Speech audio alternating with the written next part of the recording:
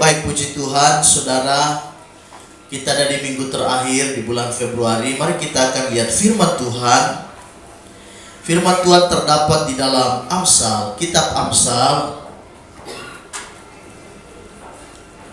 Amsal pasal 4 ayatnya yang ke-23. Ayat ini sudah tidak asing lagi di telinga kita, bahkan sudah menjadi ayat hafalan bagi saya dan saudara.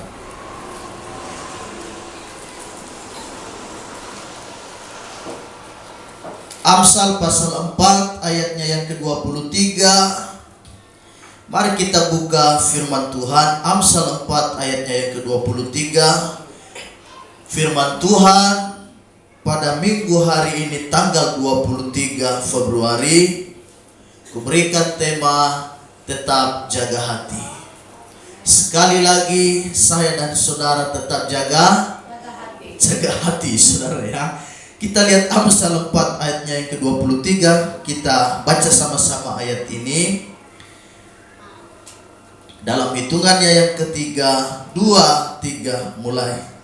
Jagalah hatimu dengan segala kewaspadaan, karena dari situlah terpancar kehidupan. Amin. Saya akan baca sekali lagi. Jagalah hatimu dengan segala kewaspadaan, karena dari situlah terpancar kehidupan. Dalam kehidupan ini ada banyak hal yang saya dan saudara harus jaga. Ada banyak hal yang saya dan saudara mesti jaga di dalam hidup saya dan saudara. Kita melayani Tuhan. Salah satunya misalnya hubungan kita, entah itu hubungan suami istri atau hubungan seseorang sedang memadu cinta. Itu hubungan mereka harus dijaga. Rumah tangga kita harus dijaga, anak-anak kita harus dijaga, pelayanan kita harus kita jaga, apalagi kesehatan kita juga mesti kita jaga. Kita bersyukur Mama Saimar juga baru keluar dari rumah sakit. Kemarin lambung yang telah menghantam dia, tapi puji Tuhan oleh anugerah Tuhan hari ini bisa datang ikut sembahyang. Jadi semua karena kasih Tuhan. Jaga kesehatan, jaga pola pikir, semua hidup kita mesti kita jaga supaya kita hidup dengan baik. Ada banyak hal yang saya dan saudara mesti jaga. Tetapi tahukah saudara firman Tuhan pada pagi hari ini? Firman Allah menganjurkan kita untuk menjaga. Ada satu organ tubuh yang paling luar biasa, paling inti yang kita harus jaga pada pagi hari ini. Jagalah hatimu dengan segala kewaspadaan, karena dari situlah terpancar kehidupan. Saudara mau lihat hidup baik, jaga hati. Jaga sikap hatimu, jaga sikap hati saya dan saudara. Jangan sikap hati kita jahat, saudara. Jadi kalau kita ingin melihat hari hidup kita baik, selain jaga lidah, jaga perkataan, kita juga mesti jaga hati. Jangan hati kita syarat dengan hal-hal yang berbau daging, syarat dengan hal-hal yang berbau dengan hal-hal yang tidak memuliakan Tuhan.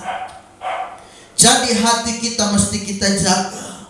Kita melayani Tuhan, kita mesti jaga hati dengan baik, saudara.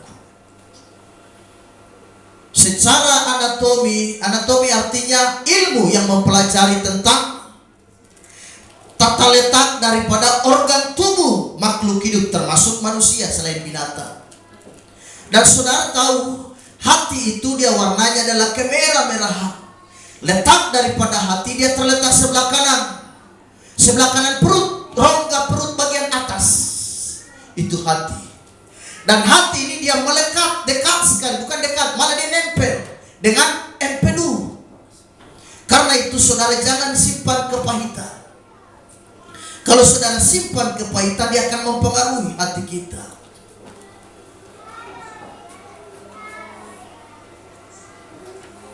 Jadi ini yang saya dan saudara akan lihat pada pagi hari ini. Karena Roh Kudus tinggal di hati saya dan saudara. Kamus bahasa Indonesia, pengertian daripada hati juga bisa bermakna perasaan. Itu bisa bermakna batin. Hati bisa bermakna perasaan kita, batin kita. Yesaya 63 ayatnya yang ke-11 firman Tuhan.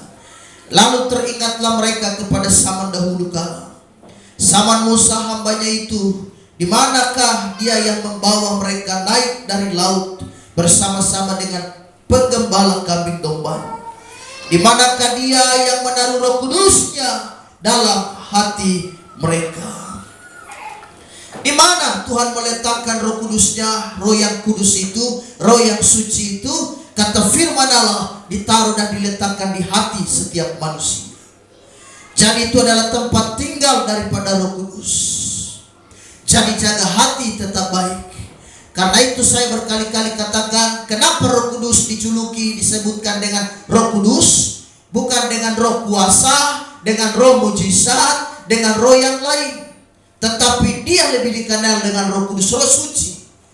Karena kesukaan daripada yang pribadi yang satunya adalah kesucian hidup. Dia tinggal di hati yang paling suci, di hati yang penuh belas kasihan, di hati yang penuh apa? Di hati yang penuh dengan kebaikan. Dia tinggal di situ. Roh Kudus tidak pernah tinggal di hati yang kotor.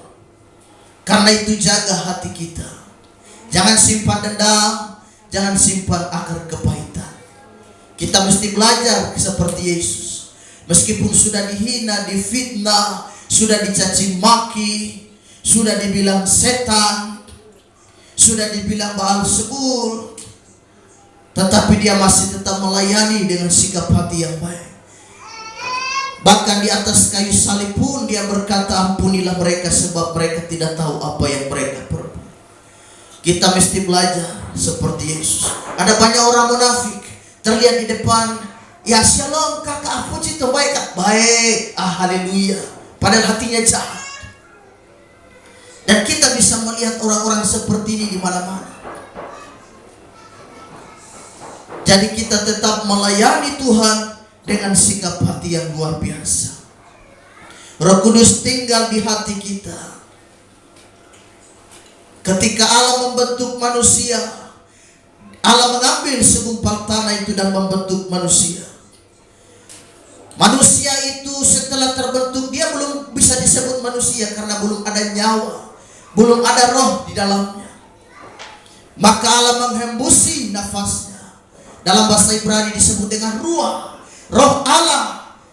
Kemudian Allah menghembusi manusia mati itu yang terbuat dari tanah itu. Kemudian dia menjadi hidup dan dia bergerak. Jadi tanpa roh Tuhan, saya dan saudara mati.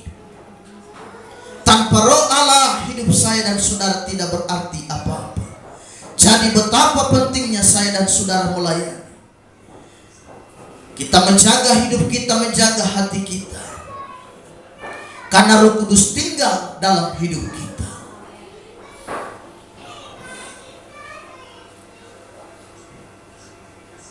Roh Kudus tinggal, kita menjadi rumah kediaman apa? Kediaman Roh Kudus. Roh Kudus tinggal di dalam hidup saya dan saudara. Jangan simpan sampah yang berbau busuk dalam hidup kita. Kalau kita simpan sampah, maka itu akan mengusir Roh Kudus, dia pergi keluar. Kita simpan hati yang baik, melayani Tuhan. Kita tetap ada kerendahan hati melayani. Nah, kita lihat di sini bahwa Roh Kudus berdiam di hati kita. Kisah Rasul pasal 17 ayatnya yang ke-28. Firman Allah berkata, Kisah Rasul pasal 17 ayatnya yang ke-28. Sebab di dalam Dia kita hidup, kita bergerak, kita ada, seperti yang telah juga dikatakan oleh pujangga-pujanggamu, sebab kita ini dari keturunan Allah juga. Saya dan saudara kita hidup, kita bergerak, semua karena oleh roh Tuhan. Tadi saya katakan Allah menghembusi nafas itu, sehingga manusia yang tadinya adalah mati, dia kemudian bergerak dan dia hidup. Kita hidup karena roh Tuhan. Kita bergerak karena roh Allah. Salah satu doa yang paling populer daripada Raja Daud, dia katakan, jangan ambil rohmu daripadaku. Sebab kalau roh Allah undur dari hidupnya, dia selesai dan dia habis.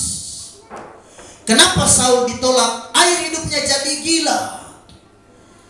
Roh Allah undur dari hidupnya. Jadi kalau saya dan saudara roh Allah undur dari kita, wah ini bahaya sekali. Karenanya Raja Daud wanti-wanti, jangan sampai roh Allah itu undur daripadaku. Kita hidup karena roh Tuhan. Kita hidup karena Roh Kudus yang memberikan damai bagi hati kita, memberikan ketenangan, memberikan kesejukan, memberikan kelegaan. Kita lihat hari-hari hidup ini. Baru-baru kejadian seperti sini. Tadi malam tidak bisa lewat, harus putar Yohansa karena orang baku potong di sini. Belum lagi di tempat-tempat yang lain. Jadi serba susah saya dan saudara. Kita banyak doa karena hanya Tuhan yang bisa jaga kita di tengah perjalanan. Kita lihat kejahatan di mana-mana. Kita berdoa untuk kota ini dan kesejahteraan ini.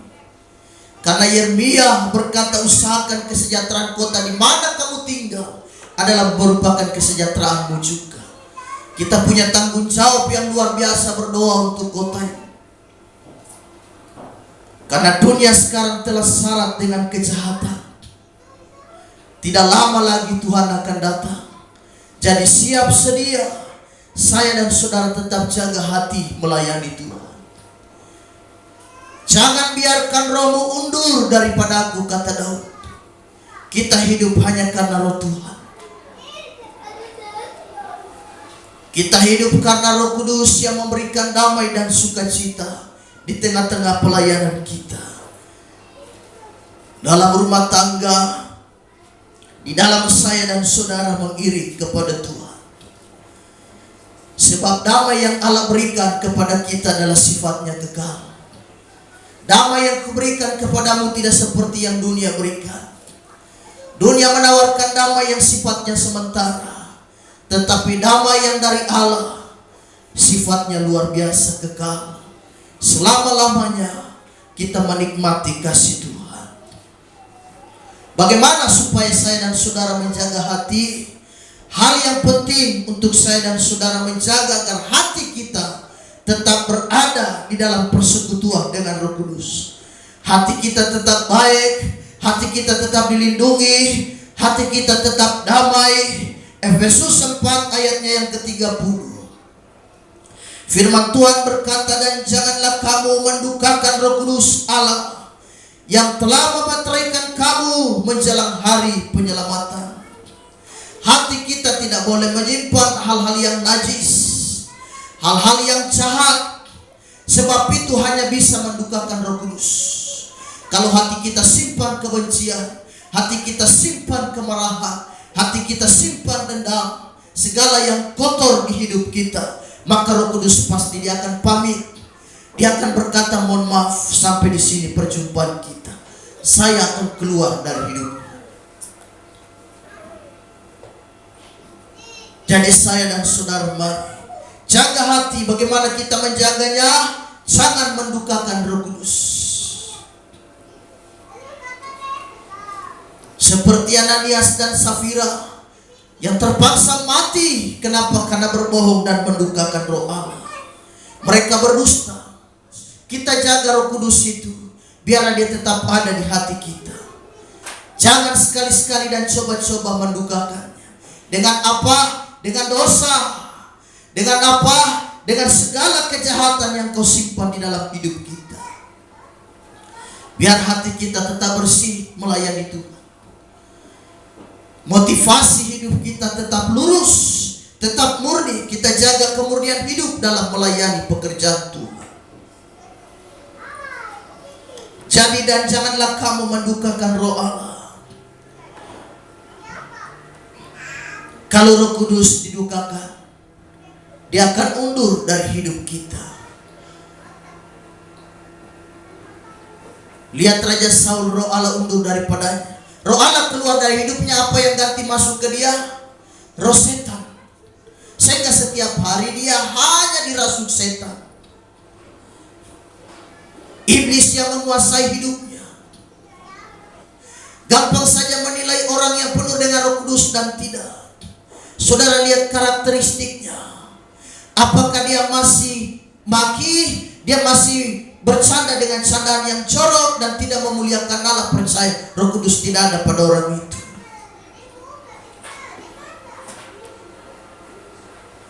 Jadi mulai hari ini saya dan saudara kita belajar untuk kita jaga hidup kita. Jangan menyimpan hal-hal yang itu hanya sebetulnya bisa mendukakan Roh Kudus. Jangan. Roh Kudus jangan sampai undur dari hidup kita. Sangat berbahaya. Karena itu saya dan saudara jaga dan pelihara. Kita jaga hidup, jaga hati. Betapa berjuangnya apalagi seorang pelayan dan hamba Tuhan menjaga supaya api itu jangan sampai dia mati dan padam. Roh Kudus itu terus ada di hidup kita. Dalam 2 Tawarik ada satu kisah Sedekia. Seorang Raja Sedekia. 2 Tawarik pasal 36 ayat 11 sampai 12 firman Allah berkata, Sedekia berumur 21 tahun. Pada waktu ia menjadi raja dan 11 tahun lamanya ia memerintah di Yerusalem. Ia melakukan apa yang jahat di mata Tuhan Allahnya dan tidak merendahkan diri di hadapan Nabi Yeremia yang datang membawa pesan Tuhan. Raja Sedekia 70 tahun bangsa Israel ditawan di sana. Kenapa? Karena mereka melalaikan tanggung jawab yang diberikan Allah kepada mereka, yaitu mereka harus setia melakukan titah Tuhan, yaitu dengan tahun-tahun Sabat yang harus mereka kerjakan. Tetapi selama 490 tahun rupanya mereka gagal dan mereka mengabaikan perintah Tuhan dan melalaikan hukum-hukum Sabat itu. Apa jadinya? Allah mengirim Nebukadnezar Raja Babel itu untuk menawan dan menaklukkan Yerusalem.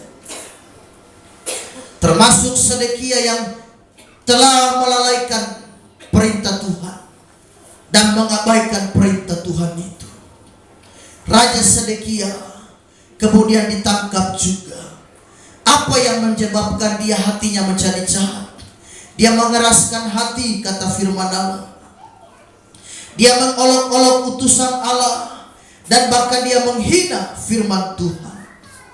Itu yang disampaikan dalam ayat 13 dari 2 Tawarik 36. Lagi pula ia memberontak terhadap Raja Nebukadnezar yang telah menyuruh bersumpah demi Allah.